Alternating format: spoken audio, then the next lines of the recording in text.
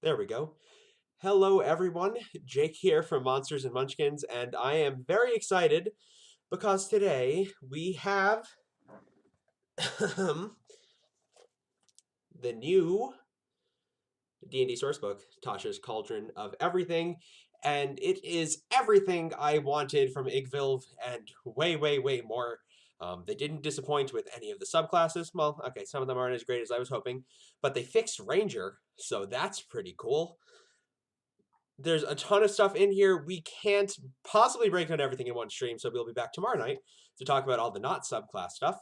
But today, let's talk about subclasses, have a good time, and roll some dice.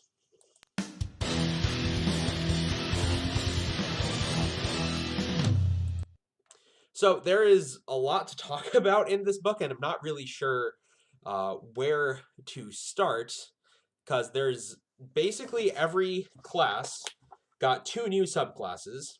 All the spellcasters now have an expanded spellcasting list and brand new spells they can choose from in the book, and new class features for everybody that can replace the stuff that is in the player's handbook, some of which is quite disappointing, like, the Ranger in the player's handbook. So if somebody out there would like to focus on a specific aspect of the new classes, if there's a new class that you're super curious about, if there is, a class feature that you're super curious about, go ahead and let me know, and I'll be sure to jump over to that. Also, before I forget, our sponsors, the Bearded Dragon Games in Oneonta, New York. Nate knows nothing. Cool. Our sponsors, the Bearded Dragon Games in Oneonta, New York, offer a discount, Monsters and Munchkins, if you go and pick up Tasha's Cauldron of Everything. So just let them know that we sent you. Go over to either their website or in person to their store in Oneonta, and you can get a copy of Tasha's Cauldron of Everything for a discounted price. So you should go do that right now. I am getting requests from my lovely players for Angry Guy with Axe. So let's go take a look at some of the angry guys with axes. So let's jump over to Barbarian. It is now the second alphabetical class after Artificer. Page 24.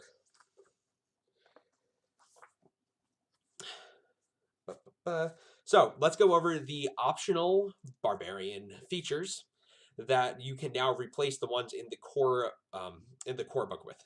So your third level Barbarian feature, and this can replace the one in the standard book.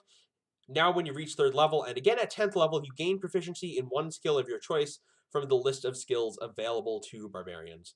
Now this probably, I believe the third level feature for Barbarians is the advantage on saving throws, an advantage on dexterity saving throws if you can see where the source of the saving throw is coming from. Now, for me, this is much less useful for Barbarians than it is for a lot of the other classes, this optional feature, because I feel like it's really not doing much. Barbarian was never that utility class that wanted a ton of skills. I mean, maybe you have a special Barbarian who's just has ungodly stats, and having some more skill proficiencies will be nothing but a good thing. But it's a new thing you have access to flavor your character differently, because that's one of the things this book tries to focus on. We can get rid of our preconceived notions about characters, and we can focus on how we want to build our character. So if you want a smart barbarian with a lot of skills, that's a new feature for you. The 7th level barbarian feature now is Instinctive Pounce. So you can take a bonus action. As part of the bonus action you can take to enter your rage, you can move up to half your speed. That's pretty interesting. I mean, Barbarians generally, I know in Icewind Dale, Nate's excited about that. In Icewind Dale, our Barbarian has sometimes had trouble getting the movement to get to the front of the party to go and punch stuff. Yes, that is an orc thing that you can now just have. So, right, if you're an orc Barbarian, you can do that twice, which is pretty cool and very, very fast. And I've played orc Barbarians, and we know how good they are to begin with. So this is a cool feature to add on to the class.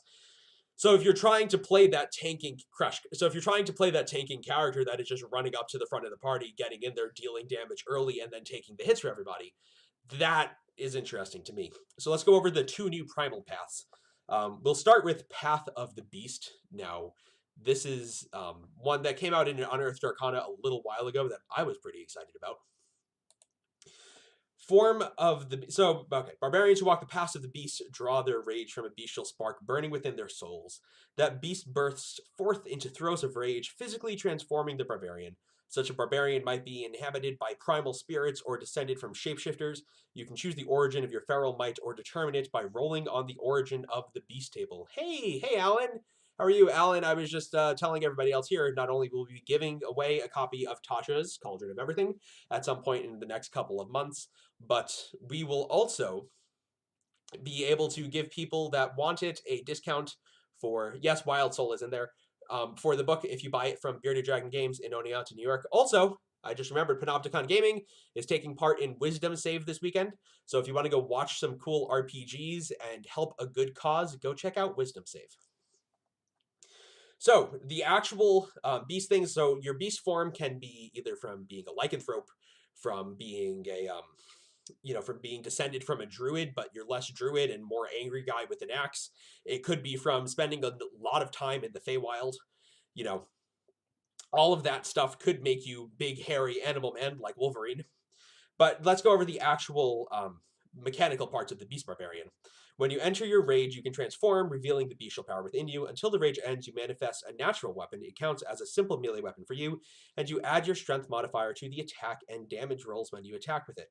You can choose the weapon's form each time you rage. So, your first option, your mouth transforms into a bestial muzzle or great mandibles. Oh, so you can have like insect jaws. Insect barbarian. It deals 1d8 piercing damage on a hit. Once on each of your turns when you damage a creature with this bite, you regain a number of hit points equal to your proficiency bonus, provided you have less than half your hit points when you hit. So that's cool. That's kind of like a little version of the lizard folks Savage Jaws, I think it's called. The lizard folk feature that when they bite something, they can then heal a bunch of hit points. So that's cool. So if you're a lizard folk barbarian and you're getting low on hit points, you can potentially get a lot of hit points back by running up there and chomping down on somebody. Claws, you can transform each of your hands into a claw. You can use a weapon if it's empty, which you can use as a weapon if it's empty. Yeah. So you can't have anything in your hand, so no shields, but you can just run up there like Wolverine. I'm going to make a Wolverine character now. You can run up there like Wolverine and just start slashing stuff up. When you attack with the claws, they only deal d6 damage plus your strength modifier, but you get an extra attack with them. And now I believe if you do, now two weapon fighting is generally one of the weaker fighting styles, but if you're a barbarian that is going to be running up there and attacking with your claws, and you take the dual wielder feat and you're building, because you're trying to focus on the claws, then I believe you could get your 2 attacks normally, you can get your extra attack from the claws, and then you can get a bonus action attack from dual wielder, because technically your fists would count as melee weapons. So you could make a bonus action attack with them. So that's 4 attacks in a turn, which isn't terrible. I mean, it's not amazing. It's definitely not the highest damage a barbarian can do, but it's certainly interesting. And if you want to build a barbarian out of one of the smaller races that generally has issues, because barbarians, let's just really quick cover the thing that we all know. The big damage dealer for barbarians. At 6th level, it counts as magical attacks. So the big damage dealer for barbarians usually is taking a heavy weapon and doing Great Weapon Master -5 to hit, plus 10 to damage, but you're going to reckless attack. So that is usually where barbarians are getting the bulk of their damage from. However, if you're a small race, you can't take a heavy weapon, so you can't do the -5 to hit, plus 10 to damage. So this is actually an interesting, so if you want to do a kobold barbarian or a goblin barbarian, this is an interesting option for you to look at. Finally, you get a tail. The tail gives you, it's a d8 damage weapon. It gives you reach, so if you're trying to be a tank and run up to the front and keep people away from your party, that's useful, especially if you grab Sentinel. It also gives you a bonus action where you can roll a d8 and add it to your AC, especially for a barbarian. That's going to be bumping stats early, like Constitution and Dexterity, to try to get a higher AC, especially considering barbarians rely off of Con pretty heavily anyway. You can actually get pretty tanky with the subclass. Bestial Soul, basically when you get to 6th level, you get you get magical attacks, and you get the following benefits, which you can choose when you complete. What do you mean if I take Sentinel? Okay, yeah, everybody takes Sentinel. You gain a swimming speed equal to your walking speed. You can gain a climbing speed equal to your walking speed, and you can climb difficult surfaces, including upside down on a ceiling without needing to make an ability check, so Spider-Man Barbarian. When you jump, you can make a strength check and extend your jump by a number of feet equal to the check's total. So basically, in addition to having magical attacks, which is necessary to make this subclass work, you now have the ability to do, Spider Rage. You now have the ability to do supernatural feats of beast strength. 14th level feature, the capstone of this class, is called Call the Hunt. The beast within you grows so powerful that you can spread its ferocity to others and gain resilience from them joining your hunt. When you enter your rage, you can choose a number of creatures, a number of willing creatures you can see within 30 feet of you, equal to your Constitution modifier, minimum of 1 creature. You gain 5 temporary hit points for each creature that accepts this feature. So if you're playing in a big party, if you have a 6-person party, you just gain 30 temporary hit points. Until the rage ends, the chosen creatures can each use the following benefits once in each of their turns. When the creature hits a target with an attack roll and deals damage to it, the creature can roll a d6 and gain a bonus to the damage to the number rolled. So a d6 isn't a ton of damage at level 14, but 30, plus 5 temporary hit points for every party member. Like even in Icewind Dale, we're not a big party, but that's still 15 temporary hit points. So you're raging, so you're having damage. That's a pretty big deal. And you get to use that amount of times equal to your proficiency bonus. And you regain all expended uses when you finish a long rest. So that's cool. Now, I'm not going to do both subclasses for every class, but I was mostly excited about the path of wild magic, so that's what we're going to talk about next. Every class gets a nice little quote from Tasha or Igwilv or Natasha the Beautiful or Tasha the Hideous, however you want to call her, the cool wizard from the Sword Coast. From Greyhawk, not the Sword Ghost. I don't recommend letting magic take the reins, but I'm not your mom. Live deliciously. So, Feywild. Either you got lost in the woods or you're descended from the woods or something about the woods and the Feywild. You get Feywild Magic Barbarian. 3rd level class feature. As an action, you can open your awareness to the presence of concentrated magic. Until the end of your next turn, you know the location of any spell or magic item within 60 feet of you that is not behind total cover. When you sense a spell, you learn which school of magic it belongs to. You can use this feature a number of times equal to your proficiency bonus, and you gain all expended uses when you finish a long rest. That's not the most powerful feature in the entire world, but I certainly think it's pretty cool. I mean, Barbarian, it's a better detect magic. Barbarians are already a good class to begin with, and adding something that's kind of outside of their usual wheelhouse is something I appreciate. The other 3rd level feature is called Wild Surge. The magical energy rolling inside you sometimes erupts. When you enter rage, roll on the wild magic table to determine the magical effect produced. If the effect requires a saving throw, the DC equals 8 plus your proficiency bonus plus your constitution modifier. Thankfully, I believe that's proficiency bonus. It's proficiency bonus per long rest. So, basically, you get a wild magic table like a wild magic sorcerer. However, it's a little bit better because this is slightly less likely to just kill the entire party than the standard wild magic sorcerer. So it's only a d8. Yeah, it's only a d8. The first one is shadowy tendrils last around you. Each creature of your choice that you can see within 30 feet of you must succeed on a constitution saving throw or take 1d12 necrotic damage. You gain 1d12 temporary hit points. They fixed this from the Unearthed Arcana.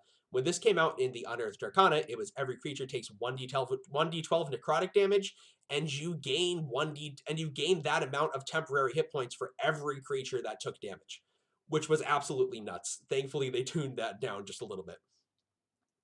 The other one, you can teleport to number 2 is you can teleport to an unoccupied space within 30 feet of you. Until your rage ends, you can use this effect on each of your turns as a bonus action.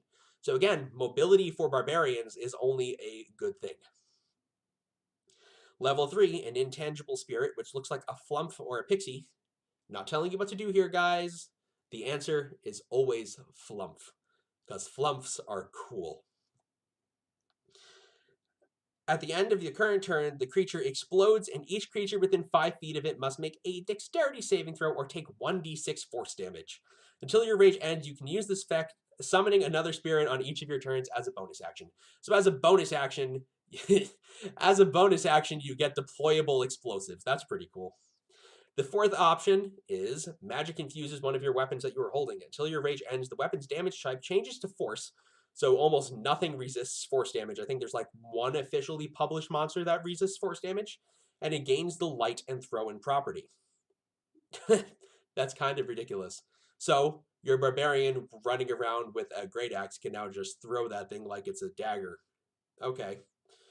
If the weapon leaves your hand, the weapon reappears in your hand at the end of the current turn, so you can't multi-attack with it, but you can throw that thing. The other option, when a creature hits you with an attack roll before your rage ends, the creature takes 1d6 force damage as magic lashes out in retribution. Number 6, until your rage ends, you're surrounded by a multicolored protective lights. You gain a +1 bonus to AC while within 10 feet of you, and your allies gain the same bonus.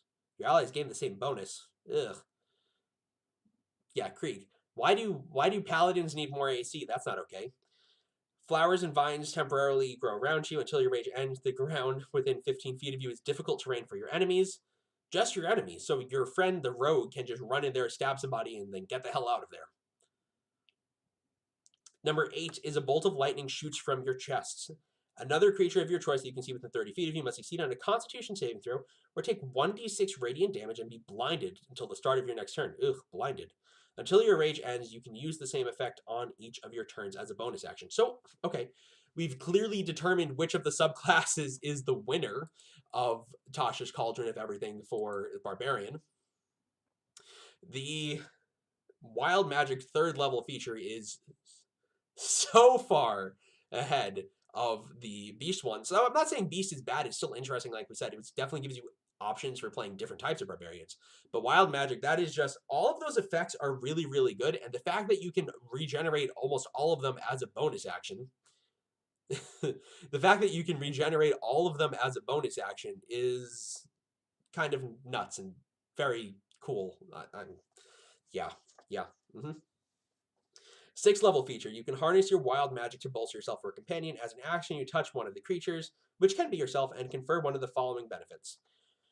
For 10 minutes, the creature can roll a d3 whenever making an attack roll or ability check and add the number rolled. So if you're fighting a ton of high AC enemies, or you have somebody that's using Sharpshooter, or yourself, probably who's using Great Weapon Master, that's a useful feature. The other option is roll a d3. The creature gains 1 expended spell slot, the level of which equals the number rolled or lower the creature's choice. Once a creature receives this benefit, the creature can't receive it again until after a long rest. That's not bad at all. If you need to get a cleric back, if you need to get if you want like a 3rd level spell slot back, if you're going into fight, try to roll a 5 or a 6, you think you might need to Revivify. That's a pretty good use of that feature. You can use this action a number of times equal to your proficiency bonus. Again, things scale with proficiency bonus now. We all need to get used to this. It's no longer random. Basically, if you have a class feature that scales, it is going to be proficiency bonus per long rest. That's just for every class now. 10th level feature is Unstoppable Backlash. Yes, Pearl of Power. When you are in peril during your rage, the magic within you can lash out. Immediately after you take damage or fail a saving throw while raging, and we know barbarians are good at failing saving throws that are not caught in dex and strength, you can use your reaction to roll on the wild magic table and immediately produce the effect rolled. This effect replaces your current wild magic effect. So if you're not happy with your wild magic effect and something bad just happened to you, you can go and try to get a new one. Finally, 14th level feature is probably the best part of this entire class. Controlled Surge. Whenever you roll on the wild magic table, you can roll 2 dice and choose which of the 2 effects to unleash. If you roll the same number on both dice, you can ignore the number and choose an effect on the table. So that is super, super strong. So it's a D8. So, all right, so you got a 1 in 64 chance of just choosing the effect. But other than that, you're rolling 2 dice and you're getting to pick the effect that you want. So that takes a lot of the randomness out of it. And it means that you're generally able to get, you're probably going to get 1 that's useful for that situation. Yeah, exactly. No gambling. Especially because if your 10th level feature is already going to let you roll a new effect. So then for your 10th level feature, basically if you take damage, fail a saving throw, you get to roll 4 times and fish for the effects that you want. So that's going to make the class super consistent, which I guess makes sense because, right, you're starting off as this wild magic barbarian that doesn't really have much control over what they're doing. But you develop into somebody that's actually able to control everything that's going on around them, or at least start to mitigate the craziness of wild magic. So While I'm waiting for you guys to tell me what you want to see next, if it is Jedis, because there's basically Jedis in this book. If it's crazy healing monks, you go ahead and let me know. But I am going to take a quick break and look at what they did to the Ranger superclass, not the subclasses. So I just did a video on the channel actually talking about the Drake Warden Ranger and how I was super disappointed with it. I'm still disappointed with it, by the way. Like, this is not, I'm not rescinding anything that I've previously said about the Drake Warden Ranger. It is still not up to where these classes, in general, there are some weaker ones, but where these classes generally are. However, overall, the Ranger class is much better.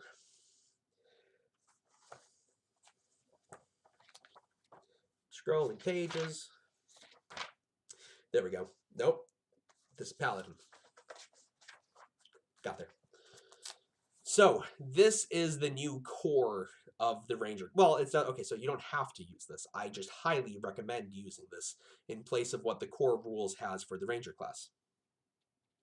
So your first level feature is Deft Explorer. You are unsurpassed explorer and survivor both in the wilderness and in dealing with others on your travels. You gain the canny benefit below, and you gain an additional benefit at 6th and 10th level. So, your first level feature, choose one of your skills. You get expertise in it. Already so much better than everything else that the Ranger has previously had. The second thing you get to do, pick 2 additional languages of your choice. You can now read, write, and speak them. That's generally, I mean, speaking languages, if you're in a political campaign or a campaign with a lot of intrigue, like I like to run, that is going to be useful over the course of it. So already better than the first level Ranger features that we previously had. Roving is your 6th level ability. This is probably the least useful one on the entire list, but everything else is pretty good, so there's not really much we can complain about here, I think. Your walking speed increases by 5 feet, and you gain a climbing speed and a swimming speed equal to your walking speed. So now you can climb surfaces and you can swim just as fast as you can walk. Which, you know, you're a ranger, you're supposed to be mobile, right? We all want to be Legolas, we all want to do a flip. So this is a super cool ability to have. Tireless is your 10th level feature. As an action, you can give yourself a number of temporary hit points equal to 1d8 plus your wisdom modifier. Minimum of 1 temporary hit point. You can use this action a number of times equal to your proficiency bonus, and you regain all expended uses when you finish a long rest. In addition, whenever you finish a short rest, your exhaustion level, if any, is decreased by 1. So, that is amazing. You just get bonus temporary hit points amount of times, so, 10th level. I want to say that's +4 for your proficiency bonus. So 4 times per long rest, you can just go, hey, I get D8 plus probably a +3 for my wisdom modifier. So I'm getting an average of 8.5 hit points 4 times per long rest. That is a really useful ability because more hit points is always more better. Finally, they fixed favored foe, or as I used to like to call it, weaponized racism.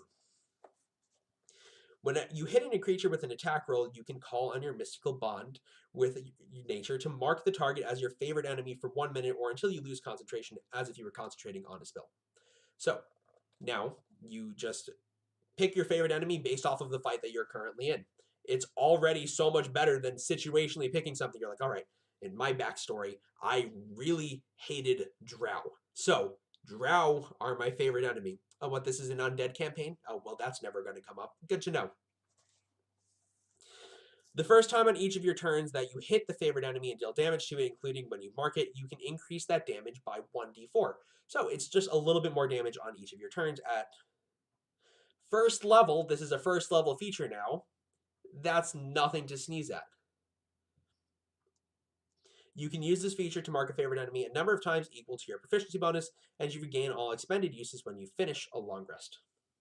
Not bad at all. This damage scale, so in addition to being able to use it more times, you're also going to hit a little bit harder. It's 1d6 at 6th level and 1d8 at 14th level. That's pretty good. Just additional damage when you have multi-attack on each of your turns is going to add up. So I really appreciate the fact that they recognized Ranger was such a joke in combat and actually did something about it. Additional Ranger spells. So this is added on. Some are from Xanthar's Guide, some are from this book. So you get Entangle and Searing Smite for your first level spells. So Smite, yay, good. Second level, you get Aid, Enhance Ability, Gust of Wind, Magic Weapon. Magic Weapon is always useful, especially if your DM is stingy with magic items. And Summon Beast. So you don't need to be a Beast Master, although they did do some nice things for Beast Master in this book, but you don't need to be a Beast Master to get an animal to come and fight with you. Third level, Elemental Weapon, Meld into Stone, thank God, Revivify, and Summon Fae, which is also in this book. Fourth level is Dominate Beast and Summon Elemental. Fifth level is Greater Restoration.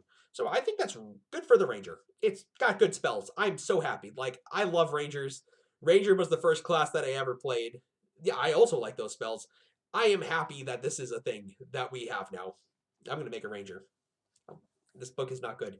I already have too many backup character ideas for campaigns that I'm not playing, and this is...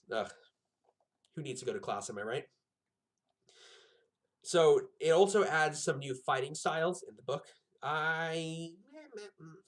They're okay. I don't think they're better than our go-tos. There's a reason we have go-tos, but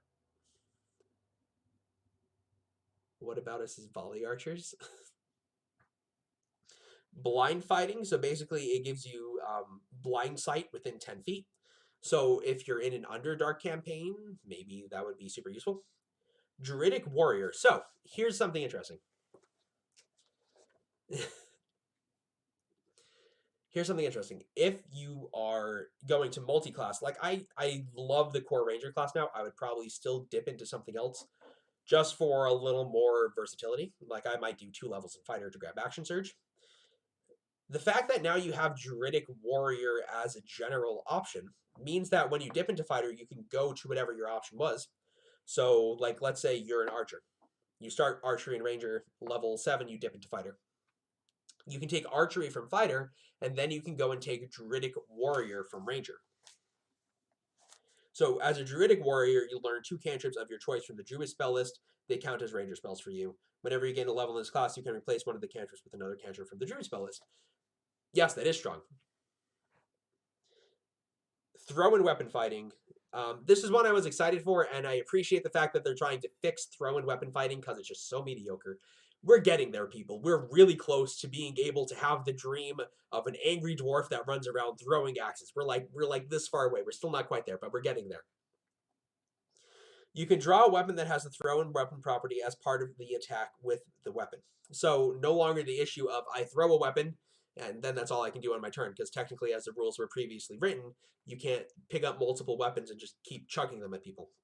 In addition, when you hit with a ranged attack using a thrown weapon, you gain +2 to the damage roll. Okay, so thrown weapons are already mediocre in damage. They're usually a d6 or a d4. But hey, we get more damage to them now. So now that d6 +2, so we're looking at 5.5 damage, is the same thing as a d10 mathematically. Obviously, you can't roll a 10, but you're also going to be a little bit more consistent. So, yeah, I mean, we're getting there. We're getting there. I'm gonna make more axes one day. Spellcasting focus. Basically, now spellcasting focuses for Rangers is the same as spellcasting focuses for Druid. So whatever a Druid can use as a focus, so can the Ranger. Hello, whoever just joined. We are talking about Tasha's Cauldron of Everything. So if there's anything you would like to know out of the book, just let us know and we'll talk about it. So, third level Ranger feature now, you can focus your awareness through the interconnections of nature. You learn additional spells when you reach certain levels. This is shown in the Ranger spell levels. So, primeval awareness spells. Speak with animals, beast sense, speak with plants, locate creature, commune with nature. None of them are insanely OP spells, but the fact that you don't need to take them as Ranger spells and they're very thematic for a Ranger is super nice. Martial versatility is something I really enjoy. Whenever you gain a level in the class, you can now replace it. You can replace your fighting style with any of the ones available to the class. So if you pick something, you're like, I'm going to go around and I'm going to throw weapons at everybody because that's cool. And then you get through the campaign and you're like, well, this really sucks. There's no magical spears and I'm just kind of sad. You can just go pick another fighting style and get a bow like all the other cool kids. 10th level Ranger feature is called Nature's Veil. You draw on the powers of nature to hide yourself from view briefly. As a bonus action, you can magically become invisible along with all the equipment you are carrying. It lasts until the start of your next turn. So now we've got sneaky, spoopy Ghost Ranger who can just go and hide. And you can do this. Who can guess? I bet you can all guess at this point. An amount of times equal to proficiency bonus per long rest. So that is the core Ranger class. If anybody really wants to know about Swarm Keeper or Fey Wanderer, we can go back and talk about that. But I was just thrilled that now we have a usable Ranger. Like, I want to just go and make a standard Hunter Ranger with these new class features and just have a good time blasting stuff. Because that is going to be absolutely awesome to have that as a valid option. So, yeah, I'm so happy. God, we'll do Blade Singer next because I love Blade Singers. But Fighter was requested, and if you would like to know about the Psi Knight, the Rune Knight, or the new Battle Master builds, go ahead and let me know. But let's just go over the new features that we have for Fighter. We're going to definitely cover Psi Knight anyway because they're Jedis. And I finally got to watch the new season of The Mandalorian, so I'm in a Jedi mood. Okay, we'll come back. Okay, but you said Fighter. We're going to do Fighter. I just promised the people, Nate. You can't just do this to me. So, fighting styles. Basically, blind fighting has also been added to the fighter list. Interception is now a valid fighting style. When a creature you can see hits a target other than you, so they changed this where they could just be you, within 5 feet of you within attack, you can use your reaction to reduce the damage the target takes by 1d10 plus your proficiency bonus to a minimum of 0. You must have a weapon or a shield in order to do this. Okay, that's a decent fighting style, especially if you're going to be able to add more fighting styles later on. That's not a bad one to have. Superior technique. You learn one maneuver from the Battle Master list. If you need to make it, just basically you just get one maneuver. Your superiority die is a d6 forever. Not a bad fighting style. I mean, yeah, that's perfectly valid. They added thrown weapon fighting, same as the Ranger. Still needs some work. But we finally have the thing that I was excited for. Unarmed Fighting. I can finally make a sumo wrestler in Dungeons and Dragons. You can just run around, grab people, take the grappler feat, and then just punch them with your fists. So, Unarmed Fighting is your unarmed strikes can deal bludgeoning damage equal to 1d6 plus your strength modifier. If you aren't wielding any weapons or a shield when you make the attack roll, the d6 becomes a d8. At the start of each of your turns, you can deal 1d4 bludgeoning damage to one creature that is grappled by you. So think about this, right? Think about this build. I'm just going to do Variant Human, just a normal big guy. I was almost thinking maybe like a bouncer at a respectable tavern or something. So I just want to get a big dude, high strength score.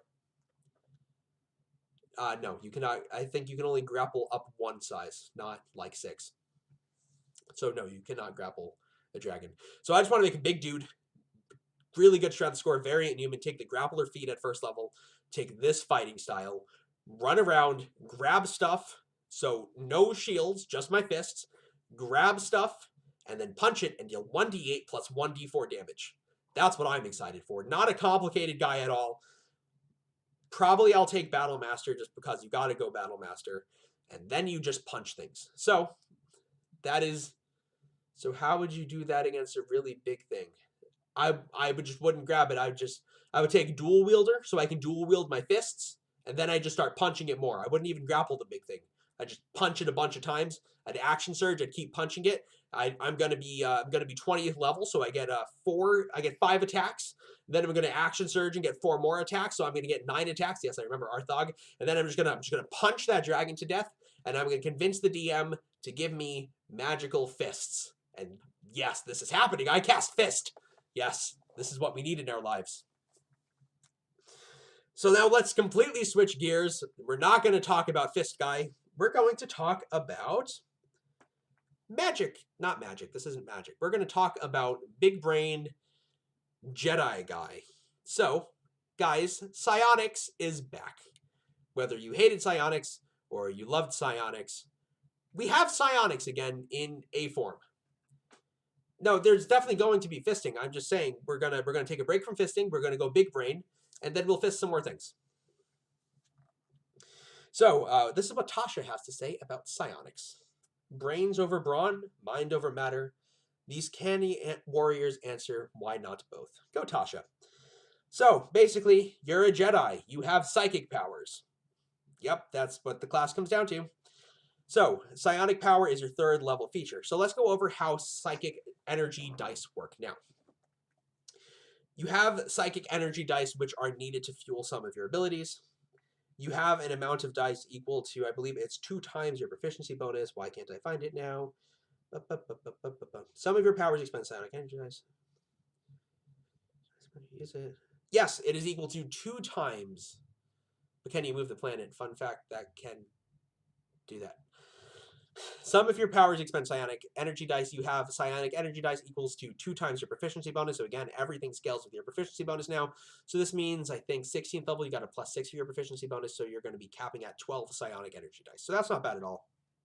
And they refresh on a long rest. Convince the wizard or the bard to take a cat nap so you can just respawn these psionic energy dice. And you'll have a pretty good time about it.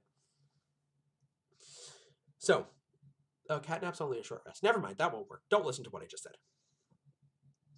Protective Field. When you or another creature you can see within 30 feet of you takes damage, you can use your reaction to expend 1 psychic energy die, roll the die, reduce the damage taken by the number rolled, plus your intelligence modifier as you create a momentary shield of telekinetic force in front of them. So basically, you get a movable shield spell. It's a little bit worse, but you get a movable shield spell. Psionic Strike. You can propel your weapons with psionic force once on each of your turns immediately after you hit a target within 30 feet of you with an attack roll. You can expend 1 psionic energy die, rolling it and adding it to the damage, and then you get to add your intelligence modifier to the damage. Telekinetic Movement. You can move something that is large or smaller, one willing creature, other than yourself. If you can see the target is within 30 feet of you, you can move it 30 feet to an unoccupied space. Tiny objects, you can move it to or from your hand. So if there's something you need to grab, you can just kind of mage hand it to you, but it's better because it can't be counterspelled. Who would counterspell a mage hand? It's a thing you can do. Something else you can do at 7th level, you get to Jedi Jump all over the place. You can just leap. Oh, well, it's called a leap. You get a flying speed equal to 2 times your walking speed. Telekinetic Thrust, or as I like to call it, Force Push. You can get to shove somebody. They need to make a strength saving throw, which is 8 plus your proficiency bonus plus your intelligence modifier. If they fail, you can knock the target prone and move it up to 10 feet in any direction. Not bad at all. Guarded Mind. The psychic energy flowing through you has bolstered your mind. You get resistance to psychic damage, and you can expend psionic energy. Yes, so they fly now.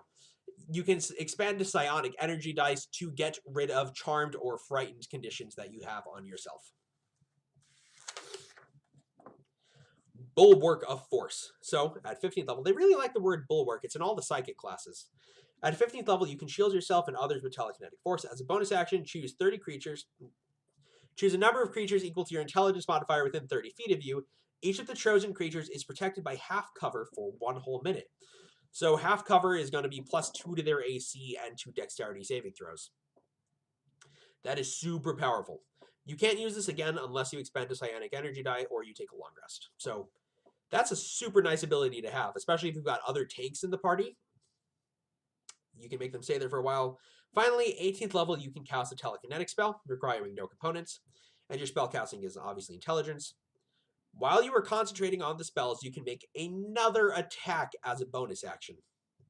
That is pretty cool. So, I mean, not insanely powerful, much more manageable to keep track of than the previous iteration of psychic energy dice that we saw. So I am very happy that they fixed that. Overall, it is a very playable class. It's not my first choice of things to make from this book, but something I'm certainly interested in. We're going to go ahead and take a really brief break. I have been talking up a storm, and I need something to drink before I burn out my vocal cords. But once again, if you would like a copy of Tasha's Cauldron of Everything, we'll be doing a giveaway at some point. And also, you can go to the Bearded Dragon Games in Oneonta, New York, or beardeddragongames.com and enter the code Monsters and Munchkins, Tasha's Cauldron. If you'd like to double check the code, just hit me up before you go and buy it, and you can get a discounted copy of the book. Thank you, everybody that's watched so far. We will be right back.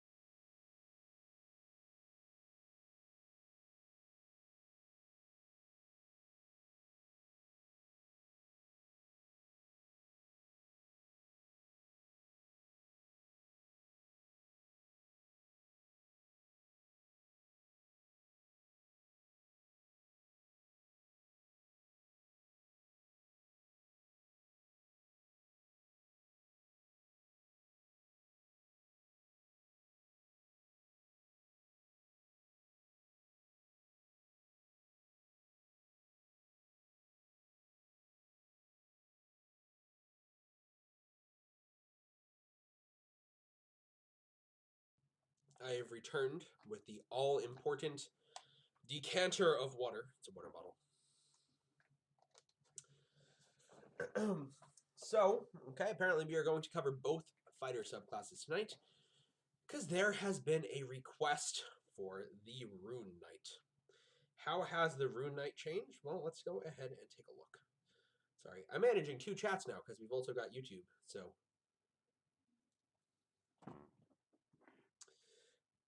No Rune Knight? Alright, Blade Singer. We're going to do Blade Singer. Okay, we're going to do Blade Singer.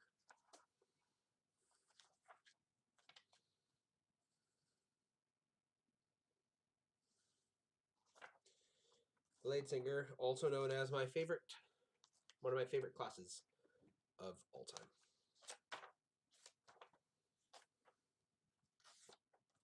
And then we'll do the nerd subclass, because the nerd subclass is cool. How does the alphabet work? This is an important question that I never know the answer to. Wizards at the back. So, Bladesong. For those of you that don't know the history of Bladesinger, Bladesinger was originally published in the first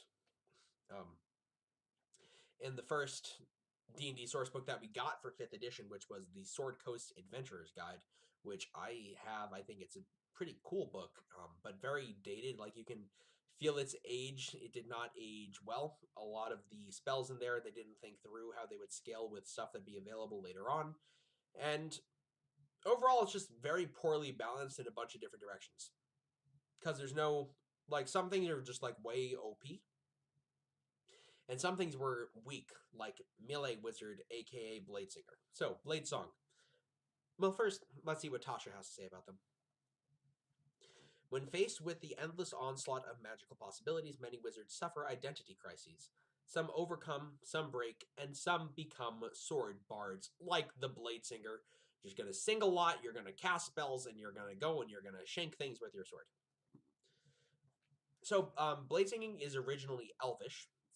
It started with elves, but now they lifted the racial constraints, and anyone can be a Bladesinger. So at 2nd level, you get training in War and Song. You gain proficiency with light armor, and you gain proficiency with one type of one-handed melee weapon of your choice. You also gain proficiency in the performance skill if you don't already have it. So probably, my recommendation, as someone who has previously built a Bladesinger, you're going to want to take Rapier as your weapon, because that is the best choice. And you're going to definitely want to get studded leather as fast as possible to buff your AC. So your 2nd level feature is Bladesong. You invoke an elven magic called the Bladesong, provided that you aren't wearing medium or heavy armor or using a shield. It graces you with supernatural speed, agility, and focus. You can use a bonus action to start the Bladesong, which lasts for a minute. It ends early if you are incapacitated, if you don medium or heavy armor or a shield, or if you use 2 hands to make an attack with a weapon. You can also dismiss the Bladesong at any time, no action required. While your Bladesong is active, you gain the following features. You gain a bonus to your AC equal to your intelligence modifier, a minimum of 1. So, basically, Bladesinger is the craziest AC build of all time. Go home, Paladins. Bladesinger does it better. It's because you get to add your dexterity to your AC. So, studded leather, so that's 12. Let's just assume we've gotten... I think, 2 plus 4s for my Bladesinger. So we have a plus 4 in dex and intelligence, which is high. So even if we're going to average, let's say we've got plus 3 in our 2 main stats. That's reasonable. So you have an AC base of 18, because you're adding both your intelligence and your dexterity modifier to it. Then, your 1st level spell slots, and this is so important, Bladesingers, your 1st level spell slot is reserved for casting Shield. You're just going to cast Shield all day and never get hit. They're exactly like Shadow Warriors or Warhammer. You are going to be rocking an AC of 21, 22, 23. You're never going to be getting hit by any incoming attacks, and if you do, convince your friend to play a Grave Domain Cleric to cancel out natural 20s. You have a walking speed, so you get plus 10 feet of movement, so you're crazy mobile, which is great on wizards who want to get into position to cast their spells.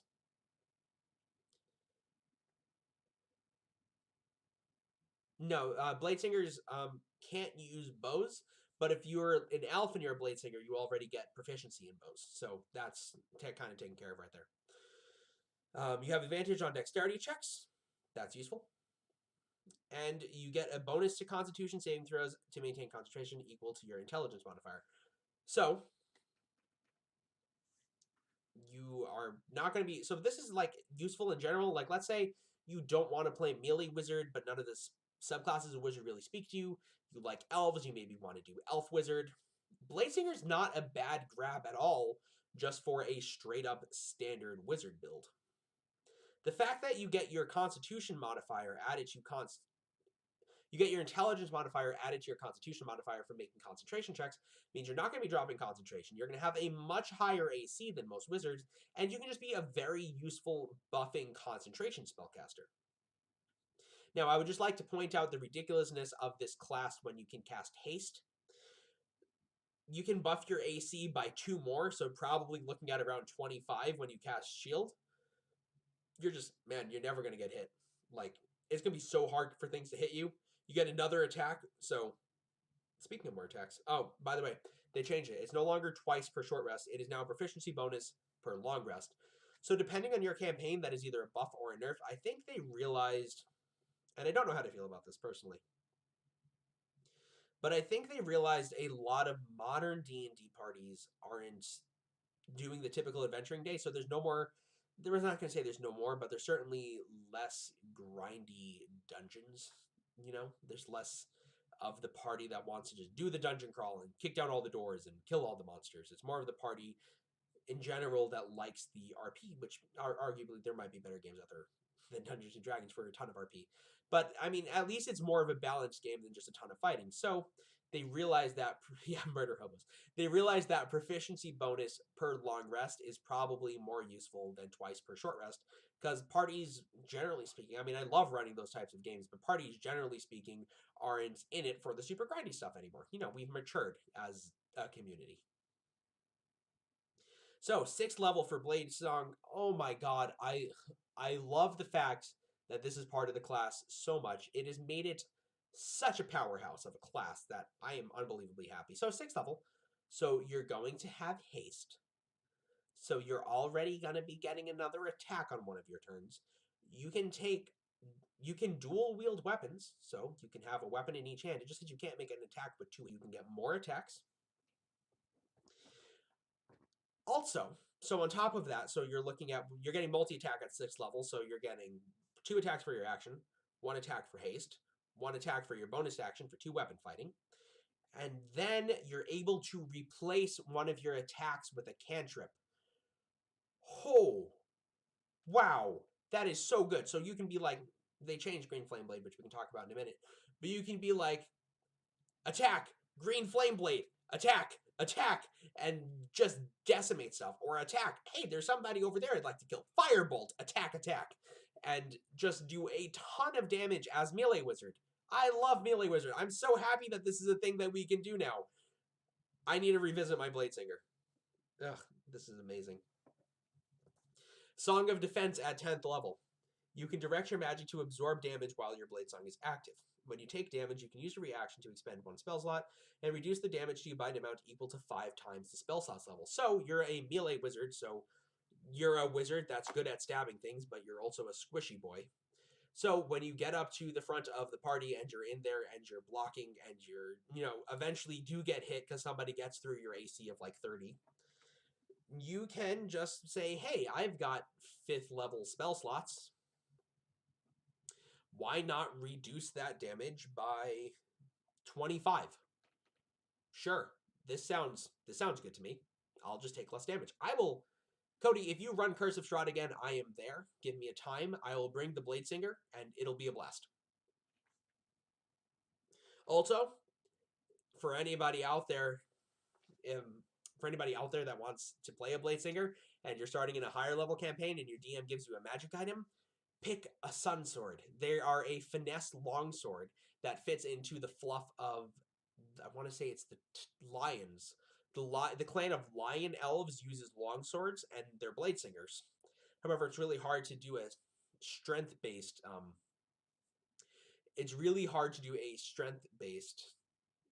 Blade Singer, but a Sun Sword is a dex-based longsword.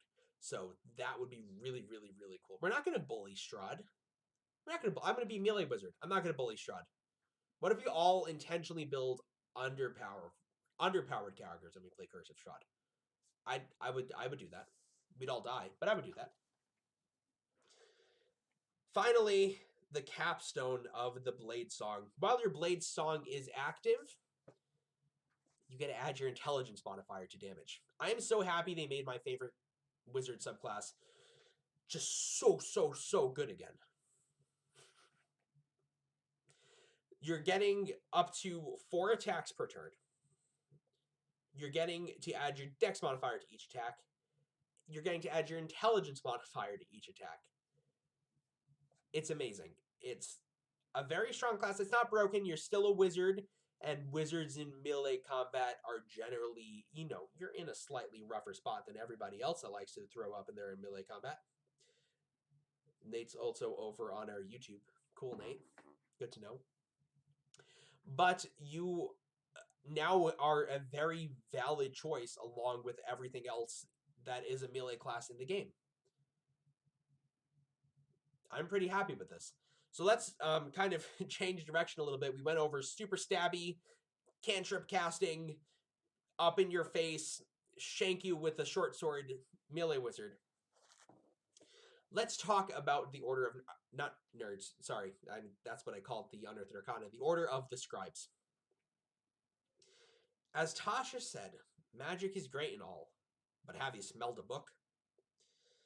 Basically, this class has their best friend in their spellbook. Wizard Quill. As a bonus action, you can magically create a tiny quill in your free hand. The magic quill has the following properties. It does not require ink. When you write with it, it produces ink in a color of your choice on the writing surface. The time you must spend to copy a spell into your spellbook equals 2 minutes per spell level if you use the quill for the transcription. So cutting down a lot of time for transcribing. You can erase anything you write with the quill if you wave the feather over the text as a bonus action, provided the text is within 5 feet of you. The quill disappears if you create another one or if you die. Pretty solid little flavor abilities right there. Now let's get to the money features. Awakened Spellbook. Using specially prepared inks and ancient incantations passed down by your wizardly order, you have awakened an arcane sentience within your spellbook. While you are holding the book, it grants you the following benefits. You can use the book as a spell casting focus for your wizard spells. When you cast a wizard spell with the spell slot, you can temporarily... Here's the thing, this was super OP when we did the Unearthed Arcana for it, and I love the way everybody that worked on the Unearthed Arcana, when they did the interviews, was like, yeah, this is super OP. We know. We put it in there. Have fun with it while it's Unearthed Arcana.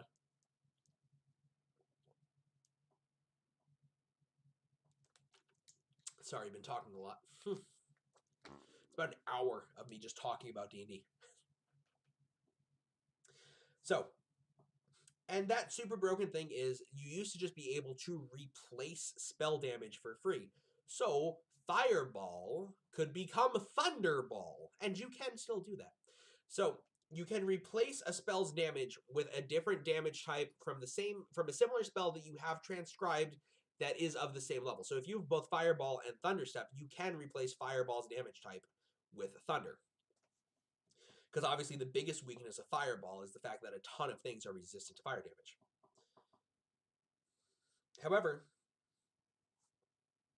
you can only do this an amount of times proficiency bonus per long rest. So, it's not unlimited, but it is an option.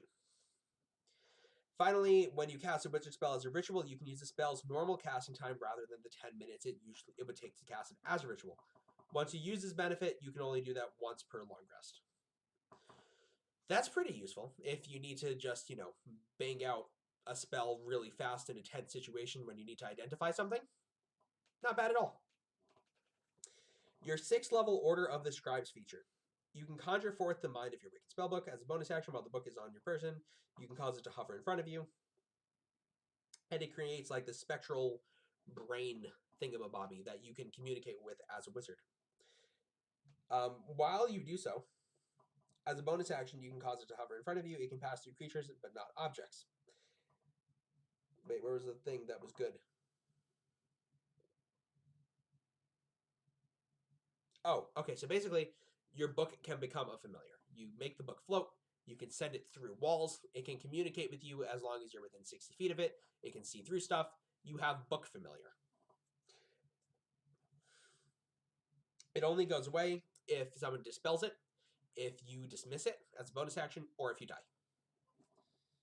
Once you do so, you cannot do so until you've completed a long rest, unless you expend a spell slot to do so again. Finally, your 10th level feature is Master Scrivener. By using your wizardly quill of nerdiness, you can touch it to a blank piece of paper or parchment, causing one spell from your Awakened spellbook to be copied onto the scroll. The spellbook must be within 5 feet of you, so basically just free transcription immediately as soon as you want it. The chosen spell must be a first or second level and have a casting time of 1 action. Once in the scroll, the spell's power is enhanced, counting as 1 level higher than normal. So you're able to free upcast first and second level spells, which is super nice for a spell like Scorching Ray, which actually scales relatively well. The scroll is unintelligible for anybody else, so only you can use it, and the spell vanishes from the scroll when you cast it or when you finish your next long rest. But the fact that you can do this, where does it say how many times you can do this? The fact that you can do it once per long rest, so you get like a free 3rd level Scorching Ray once per long rest. That's a pretty useful ability. Also, you're super nerd, so you're really good at writing stuff down. You can craft spell scrolls at half the golden time it would normally cost you to do so. So for anybody that just joined us, we are getting to the end, but we can go for a bit longer, talking about the new D&D source book and my favorite things out of it and the things that people are curious about. And if you have any questions about Tasha's Cauldron of Everything, go ahead and throw it in the chat. I promise I will get to it before I get off. So finally, the thing that I think a lot of people kind of latched onto when the subclass first came out, and that is One with the Word. Your connection to your Awakened spellbook has become so profound that your soul actually binds with it. When you go down in a fight, you can roll 3d6.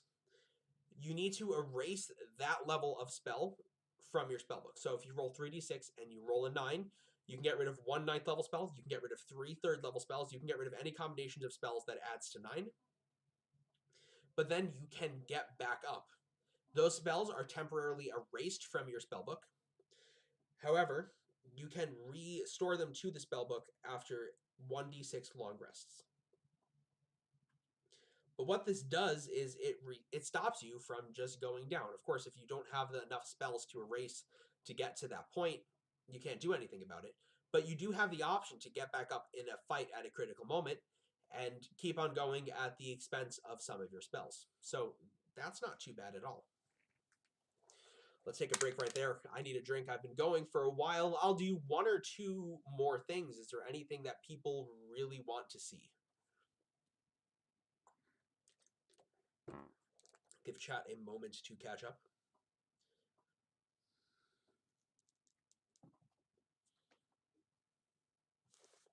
What's temp? Yes, it's temporarily erased from your spellbook. It's not permanently erased from your spellbook. Are there things that people are dying to know about? Should I go over something I know you're not picking? Should I go over something I don't like? Should I talk about things I don't like in this book? We have actually a total of 8 viewers before the 2 viewing platforms. So thank you guys for watching regardless. I'm also just going to say at this point in time, Bearded Dragon Games code is, let me double check. The code is, I just had this and now I lost it. That's not the code.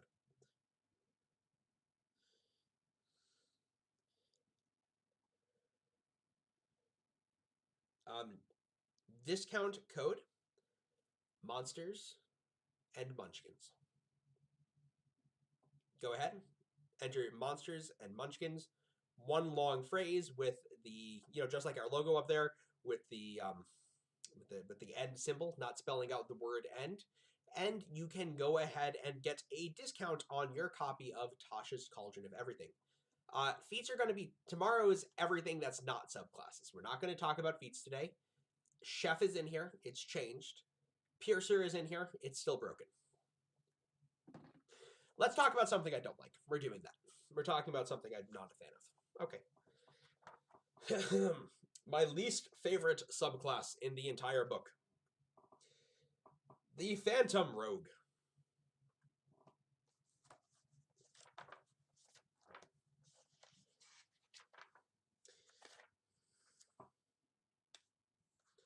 No, not my favorite rogue subclass. My least favorite rogue subclass.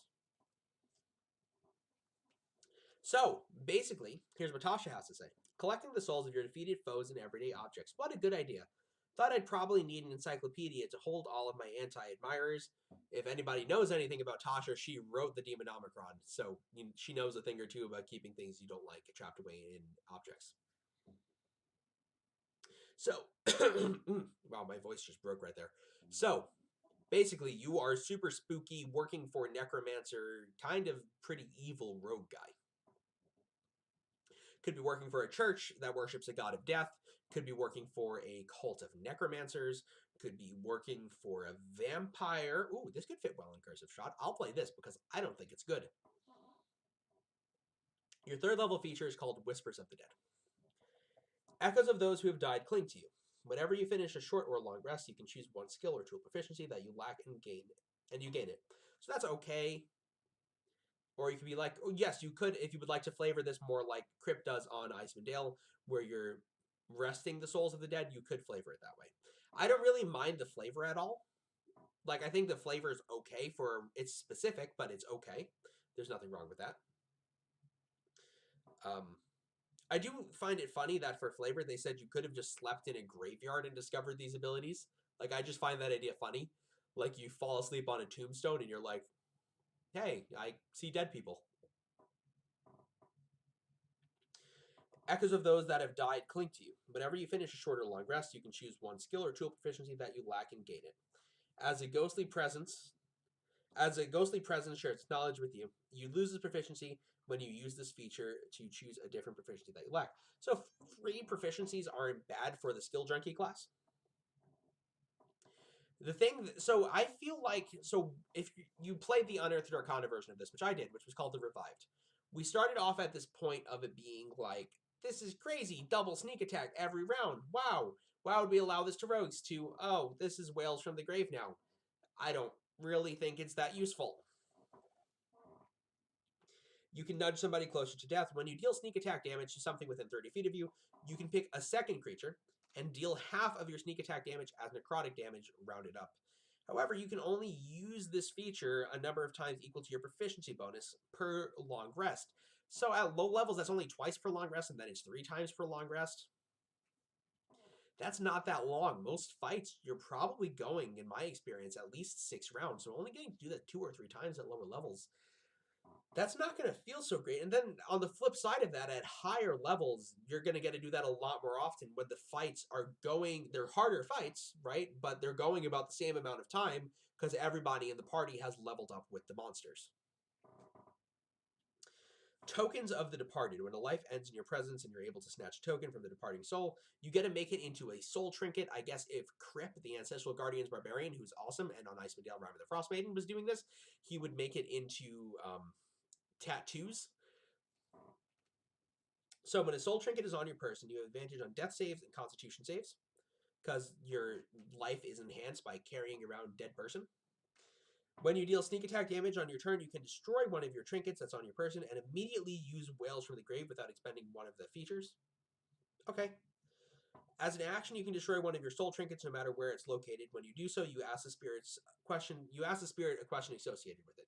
Crip is going to multi-class into Rogue. I would love if Crip multi-classed into Rogue. Barbarian Rogue. Make it happen, Nate.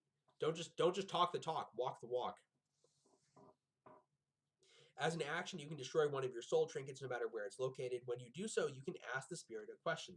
The spirit appears to you and answers it in a language it knew in life. It's under no obligation to be truthful, and it answers as concisely as possible, eager to be free. The spirit knows what it knew in life, as determined by the Dungeon Master. Come on, Nate. Multi-class into Rogue. Don't chicken out on me. You said you were going to do it. Stick to it. So those abilities are okay. 9th level is definitely much more powerful than 3rd level for this class. I don't really like things that have gigantic spikes. I'd prefer it to be more consistent. Yes, do it, Nate. But, you know, that's okay stuff. 13th level, Ghost Walk. Bonus action, you can assume a spectral form. While in this form, you have a flying speed of 10 feet. You can hover and attack. You can hover, attack rolls against you have disadvantage. You can also move through creatures and objects as if they were difficult terrain, and you take 1d10 force damage if you end inside of it. You can stay in that form for 10 minutes. So that's kind of similar to the Order of the Ghost Slayer Bloodhunter 11th level ability, where you get to go into the ethereal plane and walk through walls.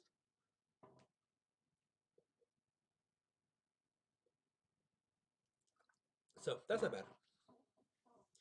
Finally, 17th level, Death's Friend. Bruh, you played a paladin. Don't lie. What am I lying about? I don't think I'm lying. I'm being completely honest here. Your association with death has become so close that you gain the following benefits. When you use your whales from the grave, you can deal necrotic damage to both the first and the second creature. At the end of a long rest, a soul trinket appears in your hand if you don't have any soul trinkets to draw from, so you just get your soul trinkets back. Yeah, so really the big thing for 17th level is getting to double up on your whales from the grave. That's more damage. Look, more damage is always better. And how many soul trinkets can you keep on your person? Yeah, proficiency bonus. But you can't make new ones while at your maximum. So you're looking at... So at 17th level, it actually picks up quite a bit. It's definitely better than the Unearthed Arcana version of the Phantom. It's not nearly what the Revived was, but it's definitely better than the Unearthed Arcana. Look, all right, I said I don't like it. I don't love it. I don't hate it either. It is a perfectly fine class. I could see myself tweaking a few things and playing it. Yes, I know. Okay, so what I mean by whole, like, I don't mind there being spikes in, like, the core of a class. If the core of a class is built around a damage spike like a paladin, I'm okay with that. I don't like inconsistencies within subclasses. Like, I think Whales from the Grave goes from being really underwhelming to pretty okay to really good. So, I mean, it's fine. It's a good subclass. Good enough. Better than the Unearthed Arcana. Hey, guys, this just goes to show you, when we get Unearthed Arcana, go fill out the surveys so they can get our feedback and fix things. Other than that, we've not talked about a ton of stuff. So you know what? We're going to do a second one of these videos on Saturday, where we just talk about subclasses. Tomorrow, if you would like to come back and talk about not subclasses, we can do that too. We left off on a negative note, but tomorrow we're going to be opening with the social contract for Dungeons & Dragons, which is now in the rules, and oh my god, I'm so happy. Hope you got something out of this video. I enjoyed talking about, we basically just did melee classes, so we're going to kick it off with some spellcasters next time we do one of these. Go to the Bearded Dragon Games, Monsters and Munchkins to go and get your discount when you buy your copy of Tasha's Cauldron of Everything, because you should own this book, because it has a lot of good stuff in it. BeardedDragonGames.com, or come down to Oneonta, New York, and go and pick up a copy of Bearded, not pick up a copy of Bearded Dragon Games. Go to Bearded Dragon Games, pick up a copy of Tasha's Cauldron of Everything.